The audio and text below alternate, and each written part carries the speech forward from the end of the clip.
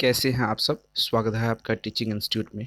चलिए बात करेंगे आज हम लोग उत्तर प्रदेश शिक्षक भर्ती परीक्षा 2021 एंड 22। 2021 की मैं इसलिए बात कर रहा हूँ, 2021 में आपके रजिस्ट्रेशन हुए हैं, 2022 में आपके एग्जाम्स होने वाली हैं। 23 जनवरी 2022 के आपके एग्जाम्स होने वाले। इसके लिए हम डेली प्रैक्टिस सेट करते हैं आपके लिए। आज हम सीडीपी की प्रैक्टिस सेट करेंगे। सीडीपी के प्रैक्टिस सेट नंबर दूसरा है, पहला हमने कर लिया है। हमने ईवीएस का चालू करके रखा है, मैथ्स की चालू करके रखा है, हिंदी की, यानी सभी सब्जेक्ट की आपको यहाँ पर मिल जाएगी। आपको नोट्स लेने के लिए मैं नंबर बता दूँ, 7634993536 नंबर पर आप व्हाट्सअप करके कंप्लीट नोट्स ले सकते हैं। चलिए पहला क्वेश्चन आज देखेंगे। क्वेश्चन को हम बारीकी से डिटेल में पढ़ेंगे ताकि कॉन्सेप्ट आपके क्लियर हो जाए। अगर आपके कॉन्सेप्ट क्लियर होते हैं तो आने वाले एग्जाम्स में जो भी इस टॉपिक से क्वेश्चन पूछे जाएंगे आप वहाँ पर अच्छी तरीके से कवर कर लेंगे। चलिए पहला क्वेश्चन देखते हैं। विकासात्मक मनोविज्ञान में जीवन का अध्ययन किया जाता है। गर्भकाल से, जन्म से, जीवन पर्यंत, किशोरावस्था से। विकासात्मक मनोविज्ञान में जीवन का अध्ययन कब से किया जाता है ये आपको बताने हैं। और विकासात्मक मनोविज्ञान के अध्ययन के बारे में अगर बात करें तो ये क्वेश्चन को हमने डील कर लिया है। पहले हमने इस क्वेश्चन को भी डील करके रखा है। ये क्वेश्चन भी प्रीवियस ईयर के एग्जाम्स में पूछे गए हैं और इस टॉपिक से हमने आपके लिए लेक्चर वीडियोस भी पढ़ा दिए हैं। तो आपको लेक्चर वीडियोस देखने के लिए इस वीडियो के डिस्क्रिप्शन बॉक्स में सभी का प्लेलिस्ट के लिंक मिल जाएगी, या फिर आप चैनल के प्लेलिस्ट में जाएंगे वहाँ पर आपको मिल जाएगी। चलिए इसके राइट आंसर की अगर हम बात करें तो इसका राइट आंसर ऑप्शन नंबर हो जाएगा बी। कब से हो जाएगी? विकासात्मक मनोविज्ञान जीवन के जन्म से किया जाता है। कब से? जन्म से लेके मृत्यु तक। विकासात्मक मनोविज्ञान का अध्ययन मनुष्य के जन्म से लेके मृत्यु तक की जाती है। ये बात आपको यहाँ पर क्लियर हो गई। दूसरी अगर हम बात करें, विकासात्मक मनोविज्ञान के 3 लक्ष्य होते हैं। अगर उसके लक्ष्य की बात करें तो विकासात्मक के वर्णन का होता है, वर्णन करना, समझना और अनुक्रमण करना। 3 चीज़ें यहाँ अगर आपसे पूछे आप कॉपी कलम लीजिए, वहाँ पर आप उसे आराम से डील कीजिए। हम जो क्वेश्चन आपको यहाँ पर बता रहे हैं, ठीक है। क्या होता है? सबसे पहले आप लिखेंगे विकासात्मक मनोविज्ञान के कब से शुरू होती है? जन्म से लेकर मृत्यु तक होती है। विकासात्मक मनोविज्ञान को परिवर्तन, विकास को परिवर्तन करना होता है, समझना होता है, अनुक्रमण करना होता है, ठीक है। विकास के चलिए option number B right answer हो जाएगा। चलिए क्वेश्चन नंबर दूसरा देखते हैं। क्वेश्चन नंबर 2 देखेंगे। क्वेश्चन नंबर 2 कहता है मस्तन मस्त मस्त ध्वमुखी एवं निकट से दूर का क्रम किस क्रिया के अंग है? चेतना का, विकास का, विवृद्धि का, संशोधन का। तो यहाँ पर राइट आंसर क्या होंगे? आपको 5 सेकंड मिलते हैं, आप अपना लॉजिक लगाइए क्या होगा। अगर हम यहाँ पर मस्त ध्वमुखी की बात करें तो ये किसके होती है? निकट से दूर का क्रम होता है। किसका क्रम होता है? निकट से दूर का क्रम। यहाँ पर आपको यहाँ पर लिखा गया है कौन सा क्रम होता है आपका? तो निकट से दूर का क्रम होता है, ठीक है। अगर आपसे यहाँ से पूछे ये सवाल कि क्रम कौन सा होता है तो यहाँ पर आप देखेंगे निकट से दूर का क्रम ये संशोधन का होता है, चेतन नहीं होगा, ठीक है। Option number D right answer हो जाएंगे। चलिए क्वेश्चन नंबर तीसरा देखते हैं।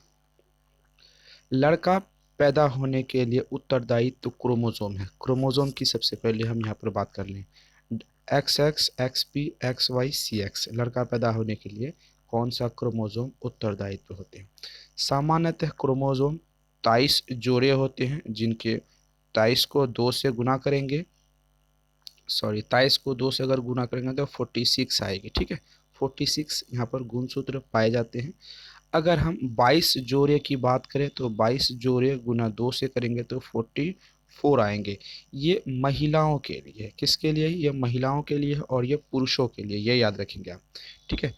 तो हम यहाँ पर बात करते हैं अगर महिलाओं में कौन से क्रोमोसोम पाए जाते हैं? एक्स। महिलाओं में कौन से क्रोमोसोम पाए जाते हैं? में फीमेल में एक्स पाए जाते हैं।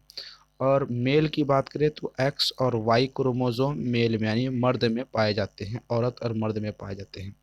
अगर यहाँ पर किसी को लड़का पैदा होने की जो उत्तरदायित्व होते हैं, अगर एक्स एक्स ये नर और ये मादा यानी मेल एंड ये फीमेल के मिले तो यहाँ पर लड़की पैदा होगी। ये याद रखेंगे आप। क्या पैदा होगी? लड़की पैदा होगी। यानी मर्द से एक्स क्रोमोसोम और औरत से एक्स क्रोमोसोम निकले तो लड़की पैदा होगी, तो क्योंकि औरत में सिर्फ एक्स क्रोमोसोम होती है तो यहाँ पर भी एक्स क्रोमोसोम पैदा निकलेंगे। अगर मर्द की बात करें तो यहाँ पर, सॉरी, मर्द की यहाँ पर बात करें हम, तो मर्द से अगर वाई क्रोमोसोम निकलते हैं, एक्स वाई, ठीक है, तो एक्स वाई निकलते हैं तो यहाँ पर क्या हो जाएंगे, लड़का पैदा होगा। तो यहाँ पर अगर हम बात करें तो लड़का पैदा होने के लिए उत्तरदायित्व क्या होते हैं, वो मेल के क्रोमोसोम यानी मर्द के क्रोमोसोम पे डिपेंड करते हैं, क्योंकि मर्द में एक्स और वाई आते हैं, ये वाई डिपेंड करते हैं कि लड़का पैदा होगा कि लड़की पैदा होगी।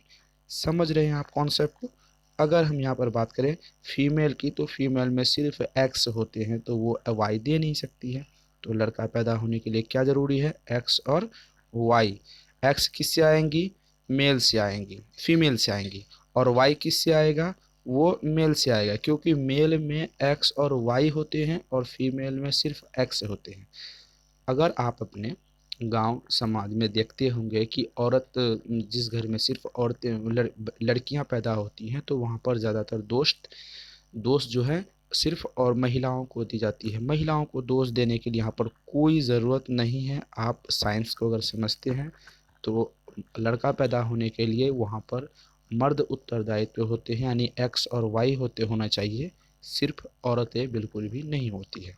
ठीक है, चलिए कॉन्सेप्ट को समझना इम्पोर्टेंट है। प्रकृति पर्यावरण में सम्मिलित होता है वंशानुक्रम, जैव अजैव, परिवार, पशु। प्रकृति पर्यावरण में कौन सम्मिलित होता है ये आपको यहाँ पर बताने हैं। प्रकृति पर्यावरण में कौन सम्मिलित होता है यहाँ पर आपको ये बताने हैं। ठीक है, यहाँ पर आपको पता है प्रकृति पर्यावरण में एक जैव होता है और एक अजैव होता है, एक लिविंग होता है और एक नॉन लिविंग होता है। ठीक है, ये दोनों इंपॉर्टेंट है। Option number B right answer. चलिए क्वेश्चन नंबर 5 देखते हैं। निम्न में से कौन सी सीखने के नियम में सम्मिलित नहीं है। नेगेटिव सेंस में क्वेश्चन पूछा है, आपको पता है नेगेटिव सेंस वाले क्वेश्चन क्या हो जाएंगे, 3 को सही कर लेना है। पहले हम सही वाले को ढूंढते हैं। ठीक है, सही वाले को क्या ढूंढेंगे, पहले ये बात आप ध्यान में रखेंगे। अभ्यास सही है, तत्परता सही है, प्रभाव सही है। हमने यहाँ पर पूछा निम्न में से कौन से सीखने के नियम हैं, यानी अधिगम के कौन से नियम हैं। ठीक है, अधिगम के कौन से नियम हैं, हमने अधिगम के नियम को पढ़ा है, हमने लेक्चर वीडियोस में अधिगम के नियम को पढ़ा है। थॉर्नडाइक महोदय ने, किसने, थॉर्नडाइक महोदय ने, ठीक है, कितने नियम दिए थे, 3 नियम दिए थे। कौन दिए थे, अभ्यास का नियम दिए थे, तत्परता प्रभाव का नियम दिए थे, ठीक है, उसके बाद तत्परता का नियम दिए थे।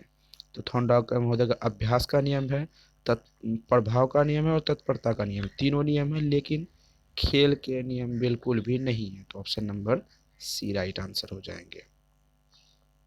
चलिए आगे क्वेश्चन देखते हैं। शैशव अवस्था मानव विकास की प्रमुख अवस्था है।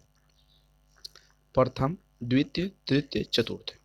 शैशवावस्था मानव विकास की कौन सी अवस्था है, ये बात आपको बताने हैं। शैशवावस्था, बच्चे शैशव मतलब जन्म की बात हो रही है, जन्म के बाद जो होती है वो प्रथम अवस्था कहलाती है। ठीक है, प्रथम अवस्था शैशवावस्था कहलाती है। द्वितीय अवस्था की यहाँ पर बात करें, प्रथम अवस्था कौन सी कहलाती है, शैशवावस्था कहलाती है। अगर द्वितीय अवस्था की बात करें तो वो बाल्यावस्था होती है। ठीक है, ये क्वेश्चन आपसे पूछा जाता है। अगर तृतीय अवस्था की यहाँ पर हम बात करें तो किशोरावस्था होती है, किशोरावस्था होती है। ठीक है, चतुर्थ अवस्था की बात करें तो प्रौढ़ावस्था होती है। ठीक है, प्रौढ़ावस्था होती है। शैशवावस्था, प्रथम अवस्था, द्वितीय अवस्था बाल्यावस्था, तृतीय अवस्था किशोरावस्था, चतुर्थ अवस्था वृद्धावस्था। याद रखेंगे आप, नोट डाउन करते चलेंगे ताकि आपको बेहतर तरीके से सीखने में मदद मिले और आने वाले इस टॉपिक से जो क्वेश्चन आए आप उसे आराम से आसानी से कंप्लीट कर पाए। बालक के व्यक्तित्व की नींव किस अवस्था में पड़ती है। शैशवावस्था, गर्भकालीन अवस्था, बचपनावस्था या इनमें से कोई नहीं। बालक के व्यक्तित्व की नींव किस अवस्था में पड़ती है ये आपको बताने हैं। चलिए बालक के व्यक्तित्व की नींव पड़ती है बचपना अवस्था में। कौन सी अवस्था में? ऑप्शन नंबर यहाँ पर सी राइट आंसर हो जाएगा। ठीक है, उस अवस्था में बच्चे अपने वातावरण के साथ अनुरूप व्यवहार करने लगते हैं, अतः वह बालक के व्यक्तित्व की नींव की अवस्था कहलाती है। ऑप्शन नंबर यहाँ पर सी राइट आंसर हो जाएंगे। चलिए क्वेश्चन नंबर 8 देखेंगे। पियाजे के अनुसार संज्ञानात्मक विकास की अवस्थाओं को बांटा गया है 4 भागों में, 3 भागों में, 2 भागों में, 5 भागों में। पियाजे के अनुसार संज्ञानात्मक विकास की अवस्था को बांटा गया है कितने अवस्थाओं में, ये बात आपको बताने हैं। चलिए इसके बारे में बात करते हैं। हमने लेक्चर वीडियोस में पियाजे के अनुसार के बारे में बता दिया है। आप नोट्स लेते हैं, अगर आप नोट्स लेते हैं तो नोट्स में आपको आसानी से ये टॉपिक मिल जाएगी, वहाँ भी आप कवर कर सकते हैं या फिर लेक्चर वीडियोस देख सकते हैं। नोट्स में आपको एक जगह सभी कुछ मिल जाते हैं और लेक्चर वीडियोस में अलग अलग टॉपिकों पर अलग अलग टाइम में डिस्कस की गई है। यहाँ पर अगर बात करें तो पियाजे ने 4 भागों में बांटा है। पहले संवेदनशील बुद्धि की विकास की अवस्था 0 से 2 वर्ष की गई है। उसके बाद पूर्व संक्रिय अवस्था 2 से 7 वर्ष की गई है। उसके बाद मूर्त संक्रियात्मक अवस्था की बात करें तो 7 से 11 वर्ष की गई है, हमने बता दिया। औपचारिक संक्रियात्मक अवस्था की बात करें 11 से 15 वर्ष, ये जिन पियाजे ने बताया। आप इसे नोट डाउन करते चलेंगे। चलिए आगे क्वेश्चन देखते हैं। अनुकरण की प्रक्रिया में सर्वप्रथम शिशु अनुकरण करता है व्यंजन वर्णों का, स्वर्ण वर्णों का, स्वर व व्यंजन दोनों वर्णों का या शब्दों का। सबसे पहले कौन सा चीज़ वो अनुकरण करते हैं? अगर हम यहाँ पर अनुकरण की बात करें तो अनुकरण का मतलब होता है जो बच्चे बड़ों से सीखते हैं। जो बच्चे किससे सीखते हैं? बड़ों से सीखते हैं। देख के सीखना होता है, स्पर्श करके सीखना होता है, व्यवहार के अंतर्गत सीखना होता है। तो यहाँ पर बात किसकी हो रही है? शिशु की। जब बच्चे शिशु होते हैं, छोटे होते हैं, तो ना तो उसे स्वर्ण की ज्ञान होता है, ना ही व्यंजन का ज्ञान होता है, ना ही स्वर्ण और व्यंजन का ज्ञान होता है। वो शब्दों को सीखता है। ठीक है, शब्दों को अनुकरण करके सीखता है पहली टाइम, फर्स्ट टाइम। ये क्वेश्चन तो मान लीजिए आपके सभी टीचिंग एग्जाम्स में 100% आने ही आने हैं। मास्टर ग्रंथि किस नाम से जानते हैं? गल ग्रंथि को ऑप्शन डी यहाँ पर नहीं लिखा गया क्या? ऑप्शन एक सेकेंड, मास्टर ग्रंथि को डी ऑप्शन ही नहीं लिखा गया। चलिए मैं इसको बता दूं, डी किसे कहते हैं। मास्टर ग्रंथि को किस नाम से जानते हैं? पीयूष ग्रंथि को, मास्टर ग्रंथि को किस नाम से? पीयूष ग्रंथि को। ठीक है, पीयूष ग्रंथि को याद रखेंगे। चलिए ऑप्शन डी दिया ही नहीं है तो मैं क्या बताऊं इसके बारे में। बालक की प्रथम पाठशाला, मिस्टेक है, बालक की प्रथम पाठशाला परिवार है, समाज है, गांव है, विद्यालय है। बालक की प्रथम पाठशाला किसे कहते हैं? सिंपल सा लॉजिक है। यहाँ पर जब बच्चे बालक होते हैं, छोटे होते हैं, तो सबसे पहले वो सीखना शुरू कहाँ करते हैं? अपने समाज में सीखते हैं, गांव में सीखते हैं, विद्यालय में सीखते हैं? नहीं भैया, वो सबसे पहले अपने परिवार में सीखते हैं। यहाँ पर फैमिली हो जाएगी। बालक बालक की सबसे प्रथम पाठशाला उसके परिवार हो जाते हैं, याद रखेंगे आप। ठीक है, परिवार को सर्वप्रथम पाठशाला मानी जाती है, क्योंकि अपनी मौलिक आवश्यकता एवं रिश्ते और रिश्तेदारों का जानना पहचानना जो सीखना शुरू करता है, वो अपने परिवार से सीखना शुरू कर देता है। बालक का सामाजिक विकास प्रभावित होता है सामाजिक आर्थिक स्तर से, विद्यालय से, परिवार से, इनमें सभी से। यहाँ पर क्वेश्चन आप समझेंगे, बालक का सामाजिक विकास प्रभावित होता है सामाजिक आर्थिक स्तरों से, क्योंकि सामाजिक रूप से अगर वो बुरा सीखता है तो वो अपने लिए लाइफ में भी बुरा सीखेगा। अगर वो आर्थिक रूप से भी, अगर उसके आर्थिक रूप इकोनॉमिकल क्राइसिस चल रहे हैं, तो वहाँ से अगर उसे उसके विकास को प्रभावित करेंगे, वो भी हो जाएंगे। विद्यालय के अगर बेहतर वातावरण नहीं होंगे तो वहाँ से भी वो प्रभावित होंगे। परिवार के अगर अनुकूल वातावरण नहीं होंगे तो उनके विकास को प्रभावित करेंगे। ऑप्शन ए, बी, सी तीनों सही है, तो इस हिसाब से right answer option number D हो जाते हैं। सृजनात्मकता की पहचान होती है पुराने व्यवहार से, चित्रकला से, संगीत से, नवीन परिणामों से। चलिए, सृजनात्मकता किसे कहते हैं, ठीक है। क्रिएटिविटी की बात करते हैं, यहाँ पर किसकी बात करते हैं, क्रिएटिविटी, ठीक है। बच्चे सृजनात्मकता यानी क्रिएटिविटी कब होते हैं, जब वो किसी चीज़ को करके सीखते हैं। एनसीएफ के बारे में जब हम आपको पढ़ाए थे, एनसीएफ 2005 आपको क्या कहती है, एनसीएफ 2005 कहती है लर्निंग बाय डूइंग, बच्चे जो करके सीखते हैं तो उसमें कौन सा गुण होती है, सृजनात्मकता की गुण आती है, ठीक है। तो यहाँ पर कैसे होंगे, पुराने व्यवहारों से, चित्रकला से, संगीत से नहीं, यहाँ पर ऑप्शन नंबर डी राइट हो जाएंगे, नवीन परिणामों से, यानी नया जो आप सीख रहे हैं, ठीक है, अपने व्यवहारों में परिवर्तन करके जो आप नया सीख रहे हैं उनके व्यवहारों से यहाँ पर आपकी सृजनात्मकता आप में होगी। हम करके सीखते हैं, किसने कहा, डॉक्टर मेस योकाम स्पेसन योकाम सिम्पसन ने, किसने, कॉल सैनिक ने। जब हम एनसीएफ 2005 पढ़ा रहे थे तो इस क्वेश्चन को वहाँ पर डिटेल में डिस्कस किए थे, हम करके जो सीखते हैं वो किसने कहा था। चलिए इसका राइट आंसर देते हैं, इसका राइट आंसर हो जाएगा ऑप्शन नंबर सी, सिम्पसन ने कहा था हम किससे सीखते हैं, करके सीखते हैं, हम करके सीखते हैं, करके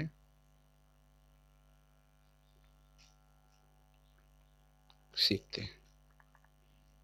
चलिए, समस्यात्मक बालक कौन है ये आपको बताने हैं, चोरी करने वाला, झूठ बोलने वाला, माता पिता का कहना न मानने वाला, इनमें से सभी क्या राइट आंसर होंगे आपको यहाँ पर बताने हैं।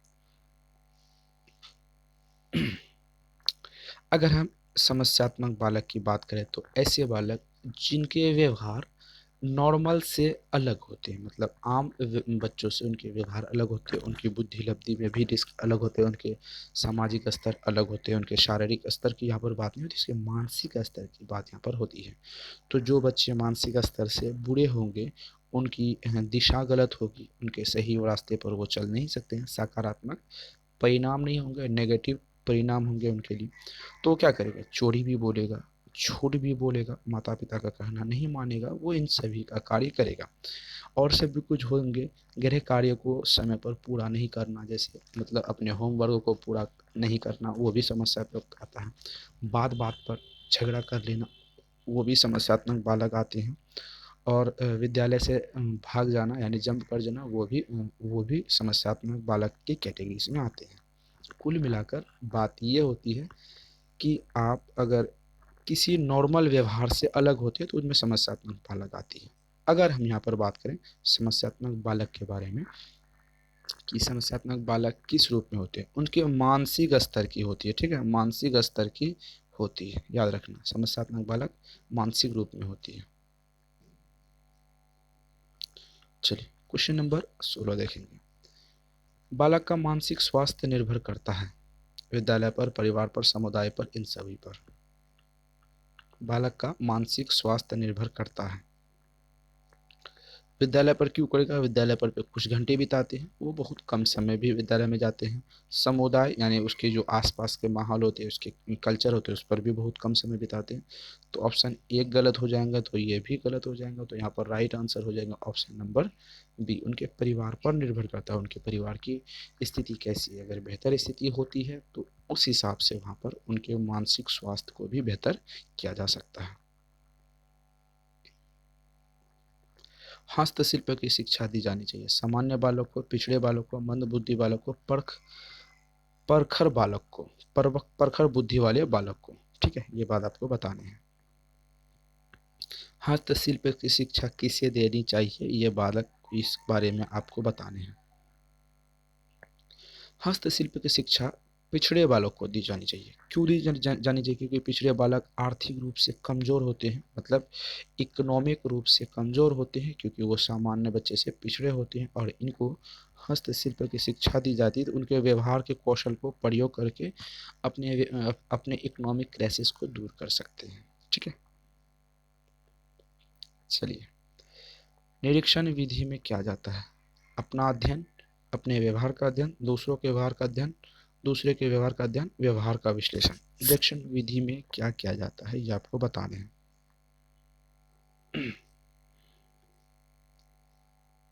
यहाँ पर निरीक्षण का मतलब होता है मूल्यांकन। ठीक है, मूल्यांकन में आप अपना मूल्यांकन खुद नहीं कर सकते, क्योंकि आप अपना मूल्यांकन जब करेंगे तो आप वहाँ पर पॉजिटिव ही पॉजिटिव लिखेंगे, नेगेटिव को बात नहीं करेंगे। अपने व्यवहार का भी अध्ययन आप बिल्कुल भी नहीं करेंगे। जब आप खुद से कोई कार्य करेंगे तो आपको अपने व्यवहार के बारे में कभी नेगेटिव चीज़ें दिखेंगी नहीं। तो आप क्या करेंगे? दूसरों के व्यवहार का अध्ययन करेंगे। Option number C right answer हो जाता है। ठीक है, जो हम निरीक्षण करते हैं, मूल्यांकन करते हैं, वो सदैव दूसरों के व्यवहार का हम अध्ययन करते हैं, याद रखेंगे। चलिए,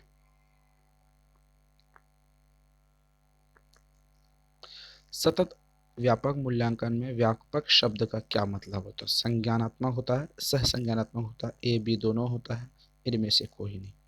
चलिए बताइए, संज्ञानात्मक से जुड़ा है, सह संज्ञानात्मक से जुड़ा है, या ऑप्शन ए बी दोनों संज्ञानात्मक और सह संज्ञानात्मक जुड़ा है, या इनमें से कोई नहीं? किससे जुड़ा है? सतत और व्यापक मूल्यांकन में व्यापक शब्द का मतलब क्या होता है?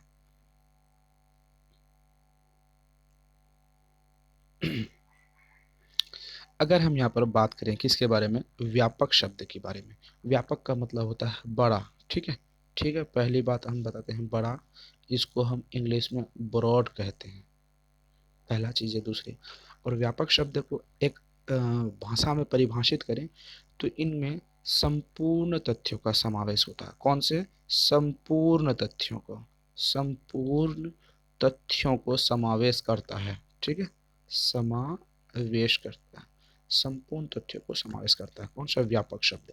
क्योंकि यह बड़ा है, बड़ा तो संपूर्ण चीज़ों को, सभी चीज़ों को, यहाँ पर सभी चीज़ों को समावेशी कर लेता है, अपने अंदर समावित कर लेता है। तो यहाँ पर सहसंज्ञानात्मक भी आएंगे। ठीक है, असंज्ञानात्मक आएंगे। इस हिसाब से option number A and B दोनों आ जाएंगे। समझ रहे हैं आप कॉन्सेप्ट को? चलिए, ब्रेल लिपि का प्रयोग निम्न में से किसके द्वारा किया जाता है? शारीरिक निशक्त बच्चे को, दृष्टिबाधित बच्चे को, वाचन बाधित बच्चे को, इनमें से कोई नहीं। ज़्यादा इसमें के बारे में ज़्यादा बात नहीं करनी, क्योंकि ब्रेल लिपि के बारे में हमने बहुत लंबे चीज़ों में डिस्कस करके रखा है, नोट्स में डिस्कस करके रखा है। उसके बाद हम नोट्स के बाद हमने लेक्चर वीडियोस भी कवर करके रखा, तो उससे पहले पहले क्वेश्चन भी पढ़ा के रखा है। तो चलिए, इसके बारे में थोड़ी जानकारी हम कर लेते हैं। ब्रेल लिपि को, कि ब्रेल लिपि का सबसे पहले हम बात करें यहाँ पर दृष्टिबाधित बच्चे जो देख नहीं पाते हैं, वो ब्रेल लिपि से पढ़ सकते हैं। ब्रेल लिपि की अगर बात करें तो इसका निर्माण 1821 ईस्वी में किया गया था। ब्रेल लिपि का कब निर्माण हुआ था? 1821 ईस्वी में। अगर बात करें तो कौन थे इनके? फ्रांसीसी थे मनोवैज्ञानिक, जिसका नाम था लुई ब्रेल नाम था। ठीक है, जिसका नाम लुई ब्रेल था। वो अपने गराज गए थे, गराज में अपने पापा के पास बैठे थे। उनके पापा ने उनके पापा ने जब गराज में कुछ काम कर रहे थे तो कील उनके दोनों आंखों में चली गई थी, जिनकी वजह से दोनों आंखें वो उसके अंधे हो गए थे, वो दृष्टि बाधित हो गए। तो इसके लिए उनके पापा उन्हें पढ़ने के लिए ब्रेल लिपि का आविष्कार करके दिए थे, यानी कील से उसे ए बी सी लिख के गए थे। तो वहीं से शुरुआत हो गई ब्रेल लिपि के बारे में। ठीक है, चलिए आगे क्वेश्चन देखते हैं। बुद्धि पर वंशानुक्रम का प्रभाव होता है, किसने कहा था? गैसेल, गाल्टन, टर्बन, डॉक्टर माथुर ने कहा था बुद्धि पर वंशानुक्रम का प्रभाव होता है। ठीक है, हमने कई बार ऐसे क्वेश्चन तो बार बार आते हैं, तो इसीलिए ऐसे क्वेश्चन को हमने एक लिस्ट बनाई है। बुद्धि पर वंशानुक्रम का प्रभाव टर्बन ने कहा था। चलिए, सीटेट में जो सीटेट एंड यूपीटेट में जो पूछे जाते हैं ज़्यादातर परिभाषा, वो हमने एक वीडियो बना के रखा था। मनुष्य का व्यवहार मुख्यतः किससे प्रेरित होता है? कौशल से, अभिक्षमता से, अभिवृत्ति से, बुद्धि से। मनुष्य का जो व्यवहार किस पर निर्भर होता है, किससे प्रेरित होता है? सीधी बात है, उसकी बुद्धि पर। किसकी होती है? उनसे मानसिक स्तर पर उनकी बुद्धि पर। याद रखेंगे ये चीज़ें। ठीक है, बुद्धि के माध्यम से वो अपने आप को समायोजन कर पाएंगे, अगर उनके पास ऐसे माहौल परिस्थिति वे आएंगे जो उनके अनुरूप ना हो तो वो अपने बुद्धि के माध्यम से उसे एडजस्टमेंट कर पाएंगे, समायोजन कर पाएंगे। ये कौशल नहीं कर पाएंगे, अभिक्षमता, अभिवृत्ति ये भी नहीं कर पाएंगे। व्यक्ति से संवाद करने की प्रक्रिया क्या कहलाती है? संप्रेषण, ग्रहणता, प्रदाता, संचारकर्ता। व्यक्ति से संवाद करने की प्रक्रिया को क्या कहलाती है? संवाद मतलब है अपने विचारों को दूसरे के साथ रखना। ठीक है, क्या कहलाते हैं ये बात आपको यहाँ पर बताने हैं। जब हम किसी से बात करते हैं तो अपने, जब हम हिंदी पढ़ रहे थे, क्या पढ़ रहे थे, हिंदी के टेस्ट कर रहे थे या फिर हिंदी के लेक्चर वीडियो कर रहे थे, तो वहाँ पर संप्रेषण का एक टॉपिक है, उसे कवर करके रखे थे। एक व्यक्ति दूसरे व्यक्ति से अपना संवाद कर रहा, अपने बातों को बता रहा, अपनी इच्छाओं को बता रहा, उसके बुद्धि के उनके बुद्धि के अनुसार जो व्यवहार करता है उनको बता रहा, तो क्या कर रहा है? संप्रेषण कहलाता है। इन प्रक्रिया को क्या कहते हैं? संप्रेषण कहते हैं। ठीक है, चलिए क्वेश्चन नंबर 24। शिक्षा मनोविज्ञान का अध्ययन अध्यापक को इसलिए करना चाहिए क्योंकि इससे शिक्षक को आत्मसंतुष्टि मिल सके, इससे दूसरे के व्यवहार को प्रभावित कर सके, इससे अपनी परीक्षाओं में प्रथम आ सके, इसकी सहायता से अपने शिक्षण को अधिक प्रभावी बना सके। सिंपल कॉन्सेप्ट है। पैडागोजी सेक्शन से कोई क्वेश्चन पूछा गया, पैडागोजी सेक्शन के बारे में हमने आपको कहा कि टैग वर्ड से आप negative tag word and positive tag word, in positive and negative tag word 25 हमने किया है, यहाँ पर भी 25 किया है। इनके माध्यम से आप किसी भी टीचिंग एग्जाम्स में मिनिमम 50 मार्क क्वेश्चन को कवर कर पाएंगे। 50 क्वेश्चन 125 150 में आप 50 नंबर आप कवर कर पाएंगे सिर्फ ये positive tag word, negative tag word के माध्यम से। चलिए उसके हम देख लेते हैं एक झलक। शिक्षा मनोविज्ञान का अध्ययन क्यों करते हैं? चाइल्ड साइकोलॉजी का अध्ययन हम क्यों करते हैं? इससे आप एक टीचर हैं, मान लीजिए आप चाइल्ड साइकोलॉजी क्यों पढ़ेंगे? इससे शिक्षकों को आत्मसंतुष्टि मिल सके। अपनी आत्मसंतुष्टि के लिए पढ़ते हैं? बिल्कुल नहीं, ये नेगेटिव टैग वर्ड है। आप जब अध्ययन करते हैं चाइल्ड साइकोलॉजी, क्या अपने लिए पढ़ते हैं? बिल्कुल नहीं। दूसरों को प्रभावित करते हैं? बिल्कुल भी नहीं, ये भी नेगेटिव टैग वर्ड है। आप चाइल्ड साइकोलॉजी क्या इसलिए पढ़ते हैं कि दूसरों को प्रभावित कर सके? बिल्कुल नहीं। आप इससे वह अपनी परीक्षाओं में प्रथम आ सके। आप शिक्षक हैं, चाइल्ड साइकोलॉजी पढ़ते हैं, तो चाइल्ड साइकोलॉजी सिर्फ इसलिए पढ़ेंगे ताकि आप अपनी परीक्षाओं में बेहतर मार्क्स ला सके? ये भी नहीं होगा। ठीक है, नेगेटिव टैग वर्ड है, गलत हो जाएंगे। तो क्या सही होंगे? इसकी सहायता से अपने शिक्षण को अधिक प्रभावी बना सके। चाइल्ड साइकोलॉजी हम इसलिए पढ़ते हैं ताकि अपनी शिक्षण प्रक्रिया को बेहतर बना सके, ताकि आप जब बच्चे को क्लास करवा रहे हैं स्कूल में, तो उन क्लास में चाइल्ड साइकोलॉजी के माध्यम से बच्चे को और बेहतर तरीके से आप पढ़ा सकें। ये आपके लिए पॉजिटिव टैग वर्ड है, ये सही हो जाएगा ऑप्शन नंबर डी। एक बालक की वास्तविक आयु 12 वर्ष तथा मानसिक आयु 15 वर्ष है। बुद्धि लब्धि क्या होगी? 125, 120, 80, 110। क्या इन क्वेश्चन को ज़्यादा पढ़ने की ज़रूरत है? बुद्धि लब्धि क्या होती, बुद्धि लब्धि के बारे में बताएंगे तो यहाँ पर होगी मानसिक आयु। ठीक है, यहाँ पर हो जाएगी आपकी वास्तविक आयु। ठीक है, गुना 100 कर लेंगे। चलिए पहले ऊपर है मानसिक आयु। मानसिक आयु हमारे पास कितनी है? यहाँ पर 15 है। ठीक है, मानसिक आयु कितनी है? 15 वर्ष है। चलिए, मानसिक आयु 15 वर्ष है और वार्षिक आयु कितनी है? 12 वर्ष है। गुना 100 करेंगे तो चलिए इसको काट दीजिए, क्या हो जाएगा? काट के ऐसे करेंगे तो यहाँ पर 125 आपके राइट आंसर हो जाएंगे। अब इसे काट के देख लीजिएगा। ठीक है, पाठ्यक्रम होना चाहिए छात्र केंद्रित, विद्यालय केंद्रित, शिक्षक केंद्रित, इनमें से कोई नहीं। सिंपल से लॉजिक है। एनसीएफ 2005 याद है आपको? एनसीएफ 2005 हमने जब आपको पढ़ा है तो एनसीएफ 2005 में एक टॉपिक है पाठ्यक्रम, करिकुलम कैसा होना चाहिए। ठीक है, एनसीएफ का फुल फॉर्म आपको पता है, नेशनल करिकुलम फ्रेमवर्क। तो करिकुलम जो होती है वो छात्र केंद्रित होनी चाहिए, चाइल्ड सेंट्रेट होनी चाहिए। ठीक है, प्राथमिक शिक्षा में मदद करता है? बच्चों का समाजीकरण, बच्चों का लोकतांत्रिकरण, पाठ्यक्रम की समझ, इनमें से सभी। ठीक है, चलिए। प्राथमिक शिक्षा में कौन मदद करता है?